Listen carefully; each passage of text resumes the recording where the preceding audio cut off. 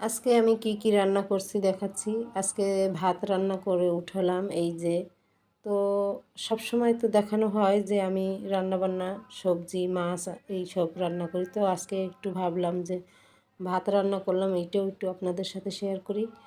তো হ্যালো, আসসালামু আলাইকুম। আপনারা সবাই কেমন আছেন? আমি আলহামদুলিল্লাহ ভালো আছি। মাহে রমজান মোবারক আপনাদের সবাইকে।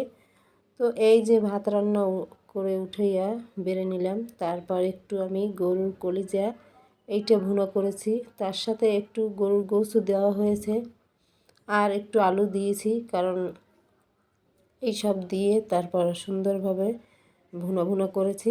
তারপর এই যে ভাত বেড়ে নিচ্ছি, এখন একটু ছেলেকে ভাত দিচ্ছি, কারণ ছেলে ভাত খাবে। তাই ও এমনিতেই আজকে রোজা রাখেনি, তাই ওর জন্য রান্না করে তাড়াতাড়ি ওকে ভাত দিয়ে দিলাম যে নে এসে খেয়ে যা। কিন্তু সে রাগ করেছে, খাবে না।